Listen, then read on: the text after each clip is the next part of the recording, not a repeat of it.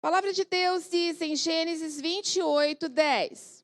Partiu, pois, Jacó de Berseba e foi a Harã. E chegou a um lugar onde passou a noite, porque já o sol era posto.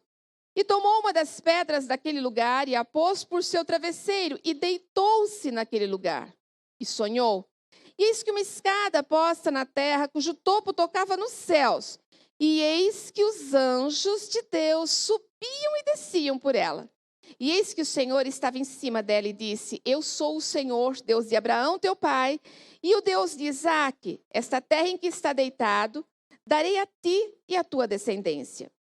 E a tua descendência será como o pó da terra, e estender-se-á ao ocidente e ao oriente, e ao norte e ao sul, e em ti e na tua descendência serão benditas todas as famílias da terra.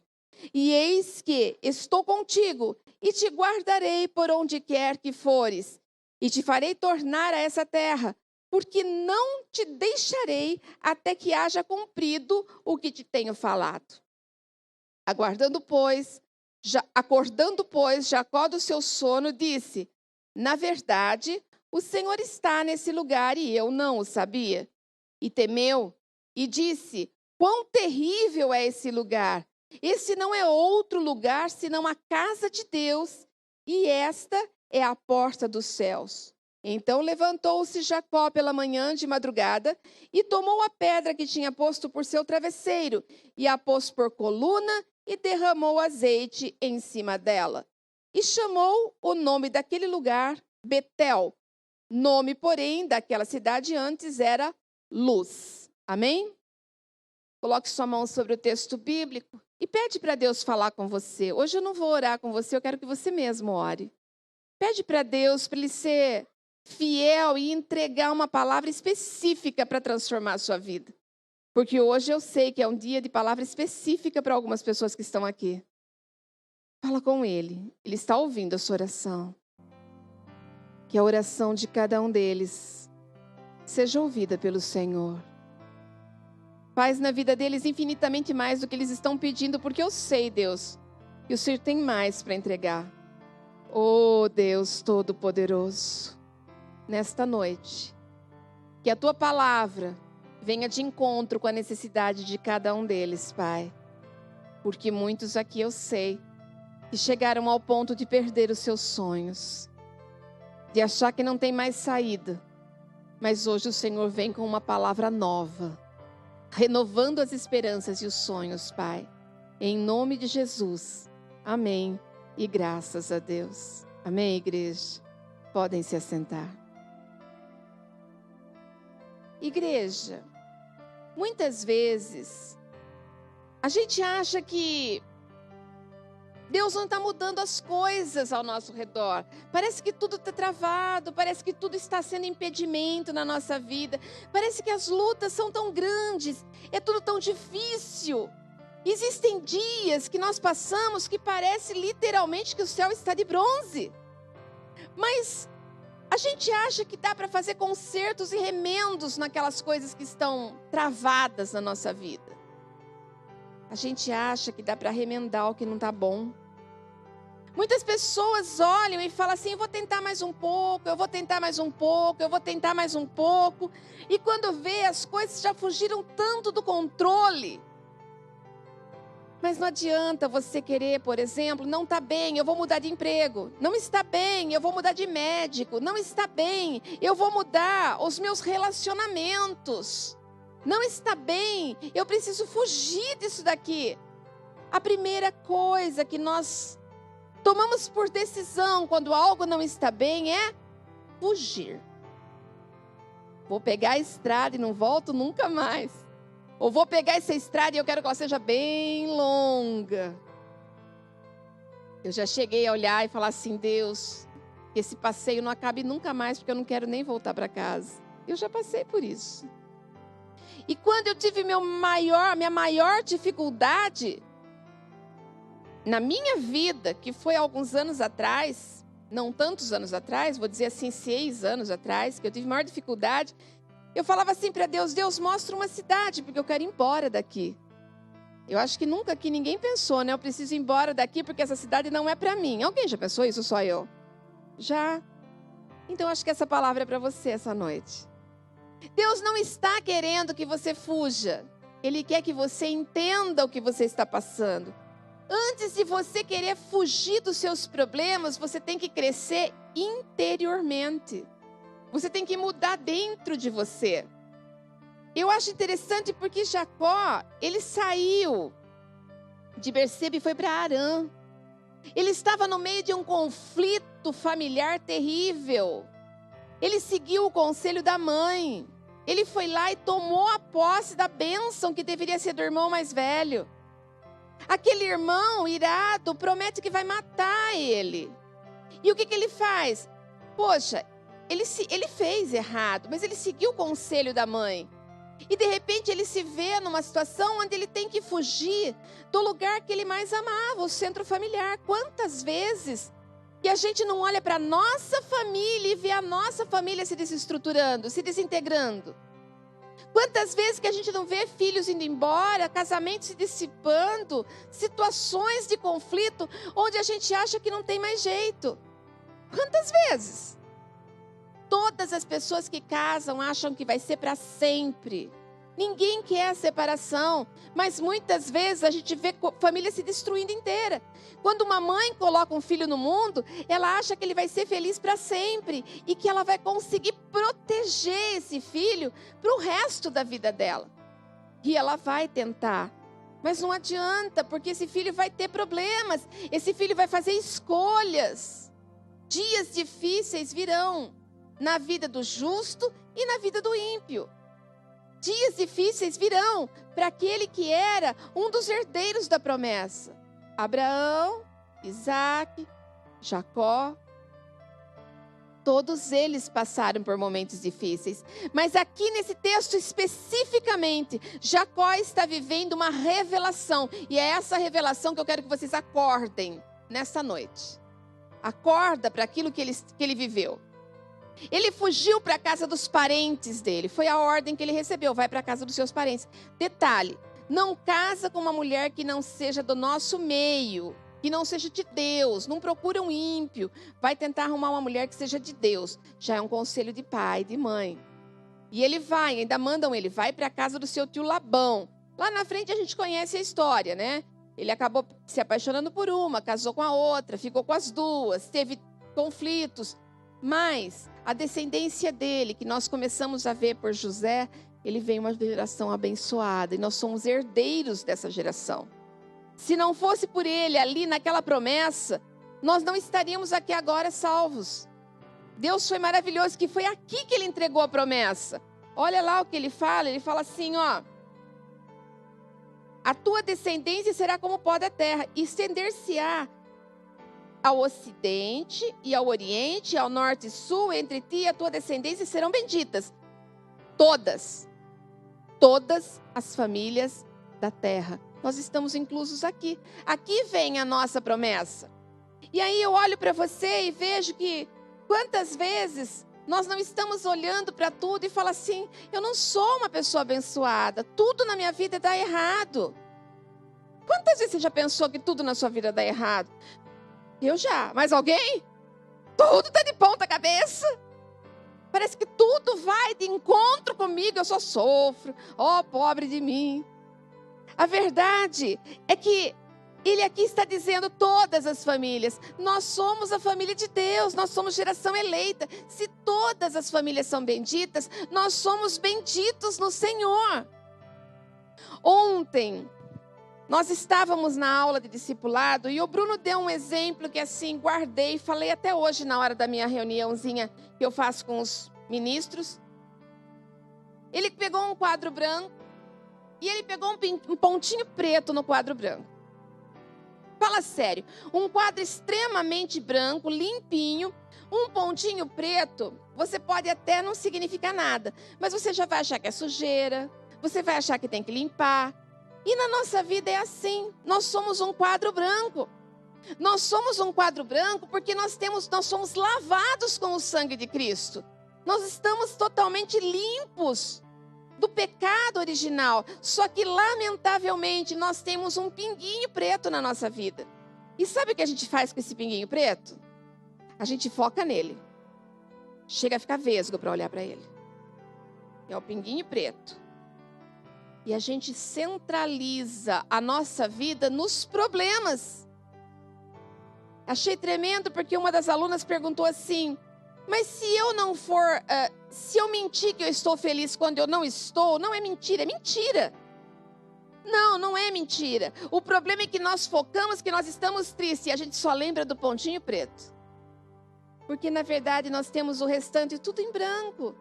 Prontinho para poder escrever uma nova história. E a gente foca no problema e nós nos entristecemos pelo problema e damos tanto valor para aquele problema que ele vai aumentando, aumentando, aumentando até o ponto de consumir a nossa alma.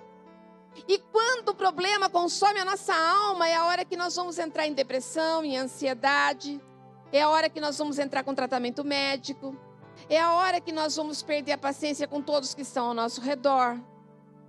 Deus não quer que você passe por isso. Deus não te chamou para isso. E a primeira coisa, então, que Jacó faz no meio de toda essa confusão, ele já estava andando, cansado, temeroso, triste, infeliz com tudo que ele estava passando. Ele parou no caminho e pegou uma pedra por travesseiro. É interessante porque aqui nós vamos ver que primeiro Jacó havia recebido a bênção do pai dele, do Isaac. Lá em Gênesis 28:3 diz assim: e o Deus Todo-Poderoso, se você quiser abrir, te abençoe, te faça frutificar e te multiplique, para que sejas uma multidão de povos. E te dê a bênção de Abraão, a ti e a tua descendência contigo, para que em herança possuas a terra de tuas peregrinações, que Deus deu a Abraão. Aqui Jacó está recebendo a bênção do pai dele. Isso é muito interessante vocês prestarem atenção. Jacó aqui recebe a bênção do pai dele.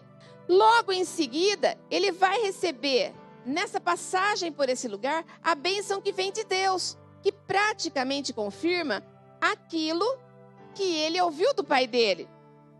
Lá o que eu falei, em Gênesis 28:14.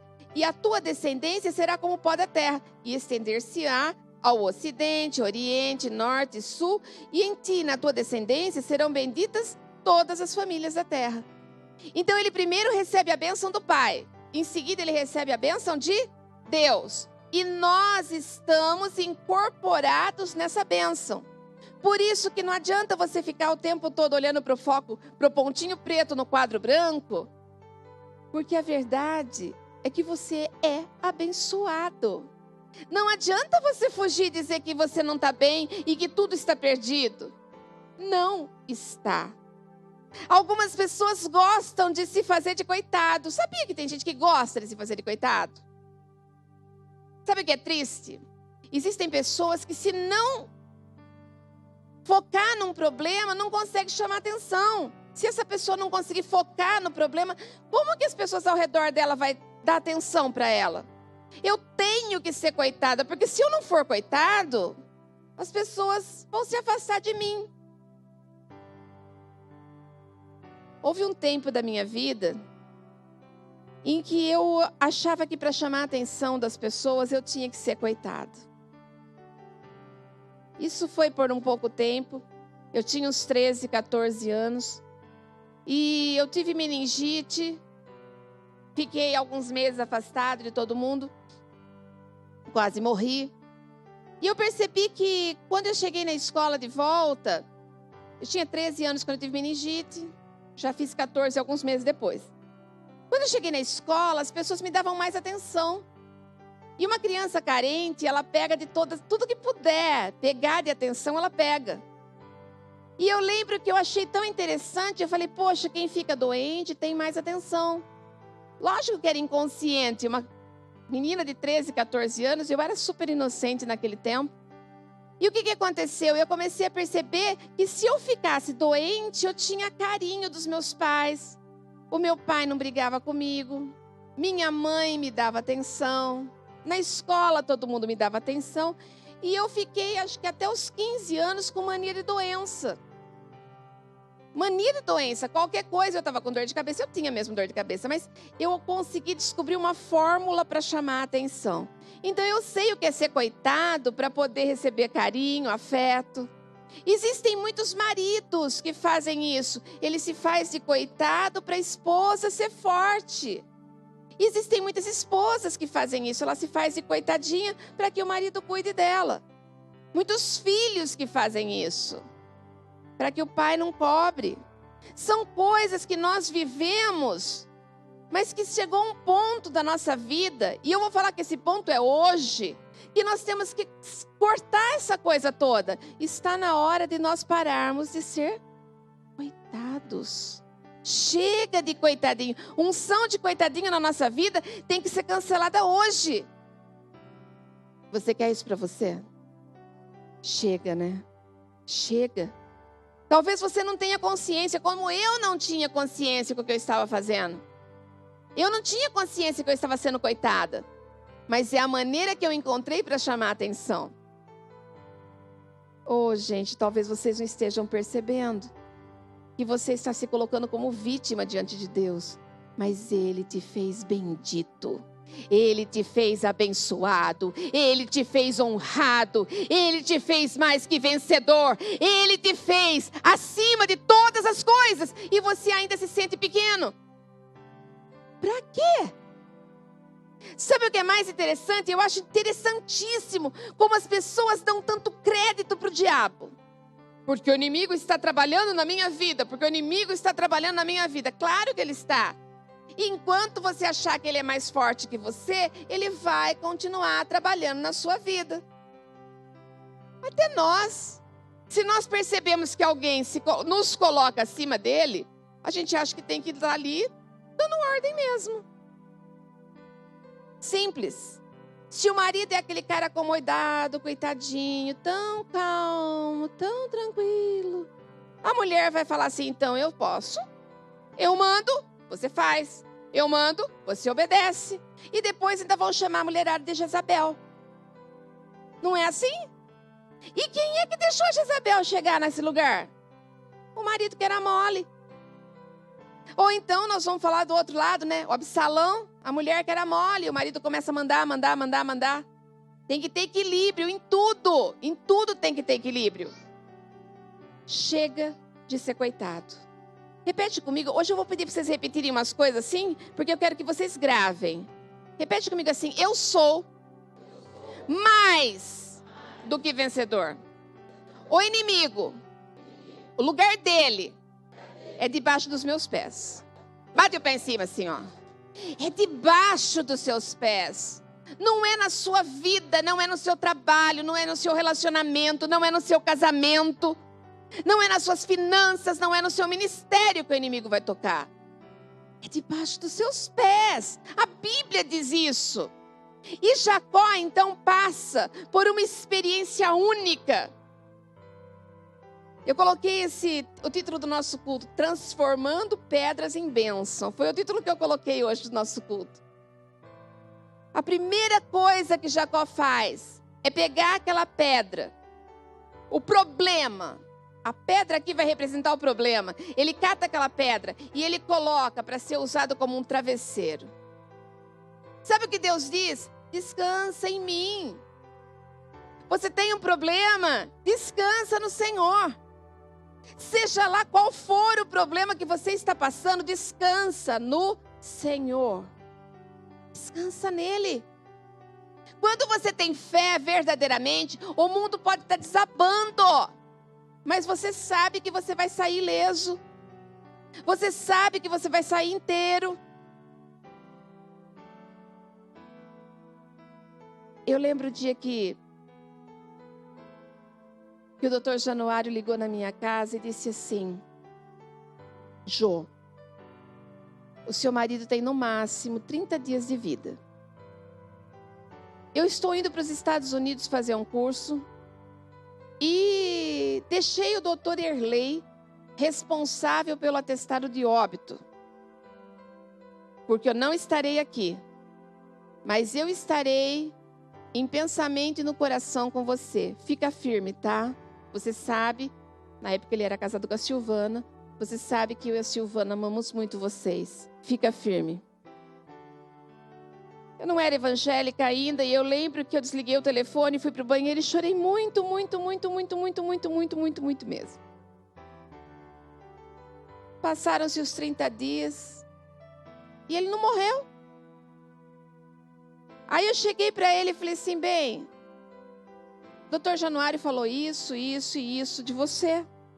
E ele olhou para minha cara e deu risada. Ele falou assim, vá, você acha mesmo que eu vou morrer assim? Mas nem comecei a fazer as coisas que eu pretendia fazer. Pode esquecer que se fosse para eu morrer, eu já estava sentindo que eu ia morrer. Não vou morrer.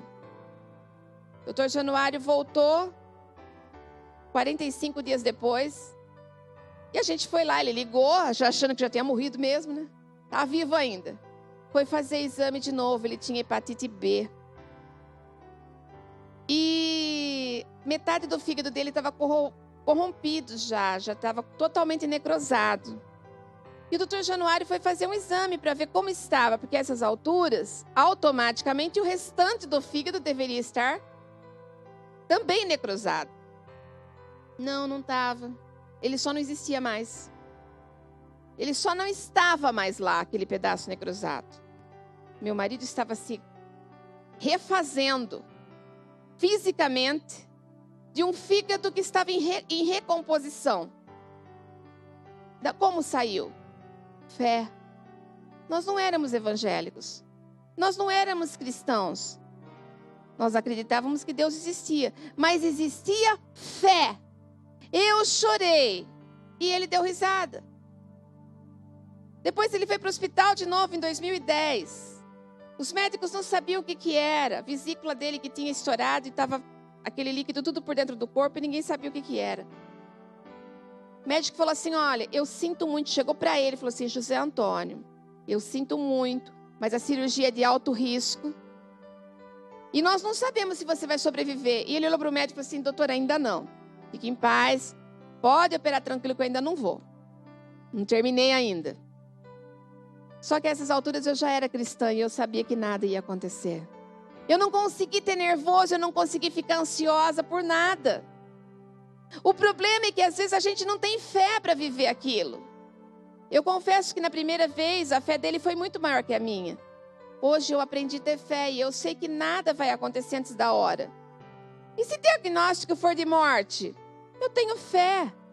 E mesmo que a minha carne pereça, mesmo que a minha carne morra, a minha alma está diante do Senhor. Eu vou para Ele. Eu vou viver a plenitude do que é ter paz plena na minha vida. Aonde está a sua fé? Jacó coloca então a pedra, o problema, como um travesseiro nele. Ele descansou no Senhor. Ele descansou no Senhor. Ele descansou no meio da tribulação. Ele, numa fuga desenfreada, no meio de um monte de problema, ele teve tempo para dormir. Quantos de vocês que não perdem o sono à noite pensando nos problemas? Quantos de vocês que às vezes falam assim, eu perdi o sono, mas não era nem pensando no problema, mas depois eu comecei a pensar, não consegui dormir mais. Quantas vezes vocês passam por isso? Eu acho que pelo menos uma vez cada um de vocês já passou por isso. Mas é porque você está olhando no seu quadro branco, o pontinho preto. Você está esquecendo que a sua fé tem que ser maior que esse problema. Eu tenho aprendido, essa semana fiquei dois dias da semana sem dormir. Eu estava realmente preocupada com uma situação. Aí, de ontem para hoje, eu acordei 4 horas da manhã no mesmo horário. Olhei para o relógio, 4 horas. Falei, a palavra de Deus diz que em paz eu me deito, em paz eu levanto. Eu estou com vontade no banheiro, mas eu não vou. Estou curiosa para olhar meu WhatsApp para ver se tem algum recado, mas eu não vou. Virei do outro lado e dormi. Aí que tá, em paz eu me deito, em paz eu vou levantar. Fé. Porque o que aconteceu? Eu perdi o sono e comecei a pensar. Para quê? O que edificou a nossa vida, esses pensamentos todos? Quando você perdeu o sono durante a noite, você resolveu os seus problemas naquela hora que você perdeu o sono? Quem aqui já perdeu o sono durante a noite? Pelo menos uma vez na vida. Tá, todos. Você conseguiu resolver os seus problemas naquela noite? Não, nem eu, você acredita? Então para quê passar a noite acordado? Para que passar a noite pensando? Cata um livro. Eu descobri um segredo logo que eu me converti, que era ótimo. Leia Jó. É tanta lamentação que você dorme. Leia Jó. É ótimo. Igreja, sabe o que Deus diz? Sabe o que Jesus diz? Lá em Mateus 11, 28, ele diz assim: vinde a mim todos os que estáis cansados e sobrecarregados, e eu vos aliviarei. Vinde a mim todos os que estão cansados e sobrecarregados, eu vos aliviarei. Então descansa no Senhor. Qual é o tamanho do seu problema? Está tirando sua paz? Descansa nele. Descansa no Senhor. Jesus também sabia que a depressão e a ansiedade seria o mal do século que nós estamos vivendo hoje. Hoje nós temos um problema de ansiedade terrível. E ele sabia disso, tanto que ele já deixou arquivado nos escritos dele, Mateus 6,25. Não andeis ansiosos quanto à vossa vida, pelo que haveis de comer. Eu acho que ninguém se preocupa com isso aqui, né? Ou pelo que haveis de beber, nem quanto ao vosso corpo, pelo que haveis de vestir. Não é a vida mais do que o mantimento e o corpo mais que o vestuário? Não fica preocupado, não fica ansioso. Ele deixou escrito que não vai te faltar nada. De verdade, sem menor constrangimento. Quem que já chegou um dia de olhar para o prato de comida e não saber o que colocar dentro do prato, porque não tinha nem o que fazer? Só eu? Você morreu de fome? Você está em pé até hoje. Ah, aquele dia roncou o estômago assim. Não vem reclamar para mim que você foi forte, que não foi não. Aquele dia você resmungou assim um pouquinho. Fala a verdade. Tá. Mas você não morreu. Está na hora da gente aprender que se passar essa dificuldade toda, vamos consagrar um jejum a Deus. Não lamenta, agradece que Deus vai mandar. Ele não deixa faltar nada. O ser humano não foi criado para viver sob pressão. O homem não foi criado para viver essa opressão toda que ele recebe externamente. Por isso que ele entra em depressão, ele entra em ansiedade. O homem não foi criado para isso. Em Mateus 6, 27 a 29, fala exatamente isso. Olha, não se preocupa com o vestiário, não andeis preocupados. Ele fala dos lírios do campo, que eles crescem, não trabalham e não fiam. Ele fala até de Salomão, que ele nunca teve uma roupa tão linda quanto o lírio do campo. Ele deixou tudo pronto para você. Então descansa no Senhor. O seu problema seja o seu travesseiro. Dorme, descansa e confia nele. Primeiro segredo da vida de Jacó. Salmo 37 diz assim: descansa no Senhor e espera nele. Não te indignes por causa daqueles que prosperam em seu caminho, por causa dos homens que executam astutos intentos. Sabe, às vezes a gente olha para o outro que está crescendo. Poxa, eu queria tanto um emprego, eu não tenho, mas o outro parece que só cresce, cresce, cresce. Eu queria tanto um marido, o outro casa. Eu queria uma esposa. Não consigo, o outro está no terceiro casamento. Eu queria uma vida nova, diferente.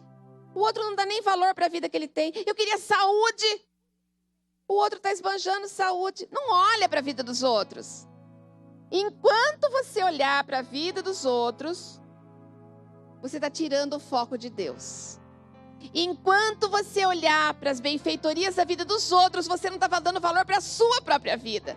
A sua vida vale mais do que tudo isso. Então presta bem atenção, olha para mim, foco em mim. Não se preocupe com a vida dos outros. A sua vida é melhor do que tudo isso. E você vai vencer esse problema. Aí, eu quero que você repita uma coisa para não esquecer mais. Mas não é para sozinho repetir, não. Porque tem gente já com sono, que eu estou tentando falar mais baixo hoje, estou me controlando. Olha para uma pessoa que está do seu lado aí. Escolhe uma pessoa para você falar. Escolhe uma pessoa. Se você ficar sozinho, vira para trás, torce o pescoço, sei lá. Pergunta assim para ela: existem pedras no seu caminho? Está difícil continuar essa caminhada? Agora você não vai falar com calma, não. Você fala assim, impondo mesmo, ó. Descansa no Senhor. E Ele vai restaurar a sua vida. Você conseguiu acreditar no que Ele falou? Conseguiu? Conseguiu impor mesmo? Que bom, você está vendo? Você não só recebeu uma palavra profética, como você profetizou. Amém? Você vai vencer. A questão é, você acredita nisso ou não? Qual o tamanho da sua fé? Aí, eu pego o segundo segredo da vida de Jacó. Sabe o que é? Ele transformou a pedra dele num sonho. E eu sei que muitos de vocês, por causa das dificuldades, dos problemas, esqueceram de sonhar. Um homem sem sonho é um homem morto. Eu já tive fases da minha vida em que eu parei de sonhar. É terrível. É terrível quando a gente não tem mais condições de sonhar. Parece que não tem mais para onde eu sair para sonhar. Eu não consigo mais sonhar com emprego, eu não consigo trabalhar, não consigo mais sonhar com uma família, porque eu não consigo restaurar minha família, eu não consigo mais sonhar. Mas lá em Gênesis 28 diz assim: e sonhou, e eis uma escada posta na terra, cujo topo tocava nos céus. E eis que os anjos subiam e desciam por essa escada. Ele viu que aquela escada, aquela pedra que era posta por travesseiro, era o primeiro degrau de uma grande escada que chegava nos céus. Não fala no céu, fala nos céus. Você sabe que céu não é só a nuvenzinha que a gente enxerga, né? Nós vamos ter degraus. E ele enxerga. E naquela escada, naquela hora em que ele vê, no sonho dele, ele volta a sonhar e ele enxerga Deus. E ali Deus entrega a profecia para ele, que somos nós também. É ali, no sonho de Jacó, que nós recebemos a nossa bênção. E vocês muitas vezes, em vez de descansar no Senhor, passam a noite acordado. Em vez de você sonhar com o que você quer, você para de sonhar e entrega os pontos. Essa pessoa que você acha que não tem jeito, e você acha que desistiu dela porque não aguenta mais, tem jeito sim. Essa pessoa que você acha que nunca vai mudar, muda sim. Você não pode deixar de sonhar. O que você quer na sua vida? Aquele emprego, aquela faculdade? Não para de sonhar. Sabe? Entra no cemitério. Entra lá. E você passa uma tarde andando pelo cemitério e vai olhando cada um dos jazidos. Jovens, crianças, bebês, adultos, anciãos. Você vai ver pessoas. Ali é o lugar onde estão enterrados os maiores sonhos, os maiores dons e os maiores talentos, porque foram pessoas que deixaram de sonhar e deixaram de fazer aquilo que Deus planejou para ele. Talvez aqui no nosso meio tenha pessoas que sonhou em fazer uma faculdade, sonhou em arrumar um emprego, sonhou em ter uma família totalmente estruturada, mas deixou de sonhar porque alguma coisa deu errado. Não, a palavra de Deus diz que o sonho de Jacó, os anjos subiam e desciam. Isso significa que enquanto nós descansamos em Deus, Ele continua trabalhando por mim e por você. Você crê nisso? Então, se você crê nisso, por quê que alguns de vocês pararam de sonhar? Por quê? Por que que para alguns de vocês você acha que está impossível conseguir aquilo que você sonhou? Nada é impossível àquele que... Nada é impossível àquele que... Sério que você falou isso para mim? Não, eu vou perguntar de novo. Nada é impossível àquele que... Puxa, então você pode voltar a sonhar, meu irmão? Ô, minha irmã, volta a sonhar. Tem jeito. Nada. Acabou enquanto o último suspiro não vier. Em Hebreus 1,14 diz assim: não são, porventura, todos eles espíritos ministradores enviados para servir a favor daqueles que hão de herdar a salvação? Olha só, existem espíritos ministradores enviados para servir a favor daqueles que vão herdar a salvação. Nós. Você acha mesmo que no meio da tribulação, os anjos não estão só ali aguardando você dizer eu confio, eu creio? O Espírito Santo só está dizendo assim, estou aqui, ó. Deixa eu dar meu conselho. Igreja, Deus só está esperando você dizer assim, perdão, Senhor, se eu não acreditei no Senhor. Perdão, Senhor, me ajuda porque eu preciso de um pai, eu preciso de um colo, de um abraço. Eu quero agora, Pai, viver esse novo tempo. E Ele só vai dizer assim, filho, vem cá, vai, deixa eu te dar um abraço, deixa eu te pegar no colo. Às vezes a única coisa que a gente precisa não é um abraço. Não tem dias que a única coisa que você precisa é de um abraço? Deus está prontinho para te dar esse abraço. Agora, ó, vamos profetizar e receber profecia? Então vamos lá. Olha para uma pessoa, escolhe uma pessoa. Naquela hora alguém ficou sem ninguém? Tem que virar mais o pescoço. Se você precisar falar para 2, 3, não tem problema. Pergunta assim para essa pessoa, você tem um sonho? O que ele respondeu? Você tem um sonho? Não. Então agora você vai profetizar na vida dele assim com muita fé. Deus quer trabalhar em sua vida e realizar o seu sonho. Você crê nisso? Amém. E o terceiro segredo da vida de Jacó é que depois que ele descansou em Deus, voltou a sonhar, ele levantou um altar para Deus.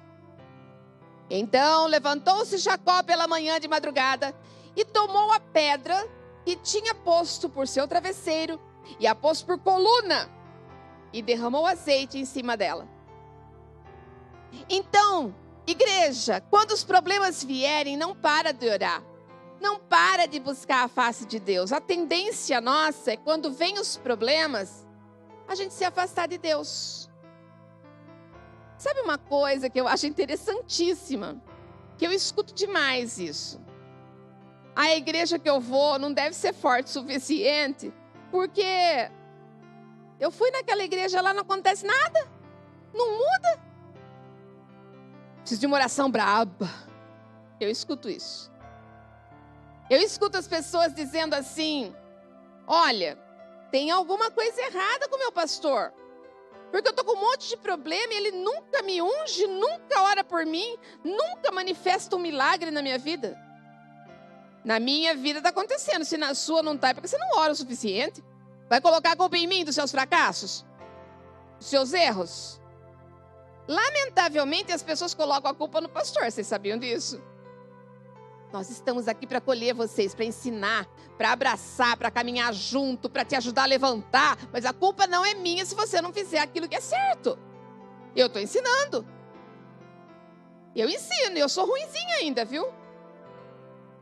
Eu ouvi isso essa semana, disse que assim, eu sou cri-cri demais. Eu sou muito cri-cri. Eu fico cobrando demais da igreja. E a hora que eu ouvi isso, eu fiquei tão feliz. Eu falei assim, eu quero ser pior ainda. Em nome de Jesus, eu quero piorar. Porque agora eu fiz 50, eu estou podendo. E o ano que vem vai ser 51, uma excelente ideia para pegar no pé do povo. E vocês pensando que era pinga, né? Né, não.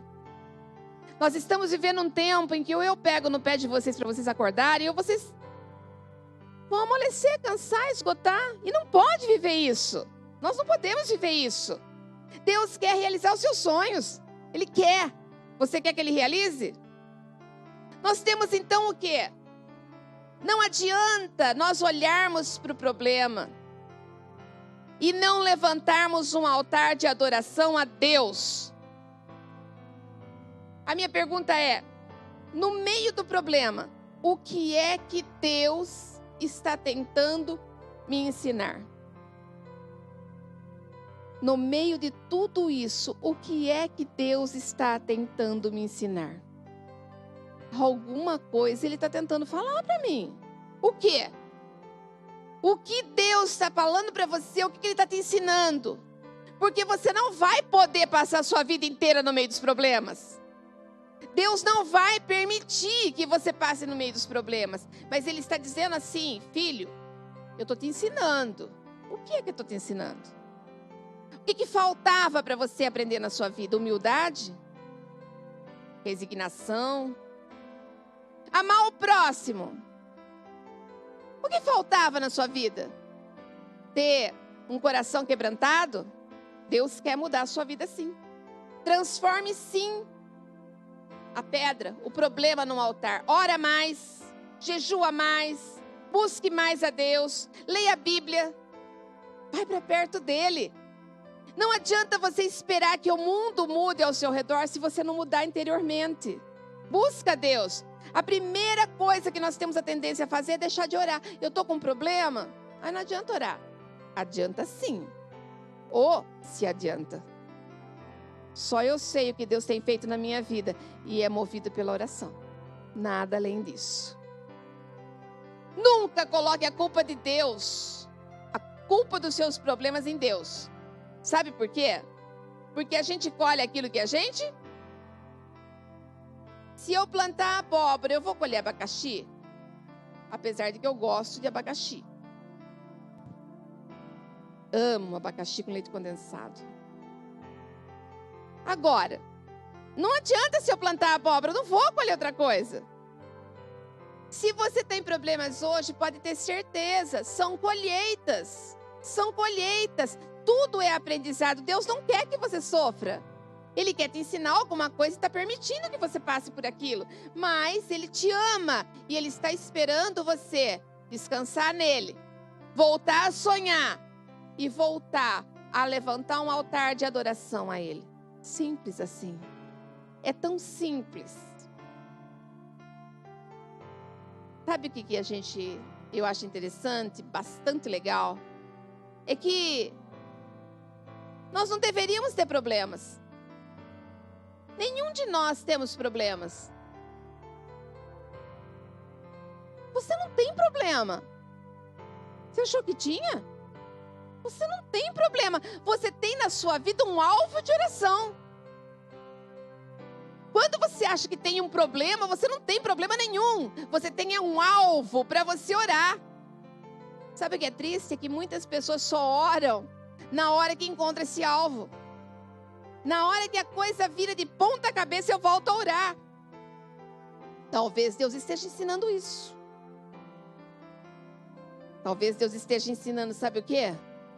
Filho, não precisa esperar a coisa ficar nesse pé para voltar a orar. Ora quando tá bom, ora quando tá ruim. Agradeça, louva, canta, se alegre no Senhor. Vamos de novo? Olha para a cara daquele que você escolheu aí, para ser seu parceiro de guerra. Pergunta assim para ele: você está passando por alguma tribulação?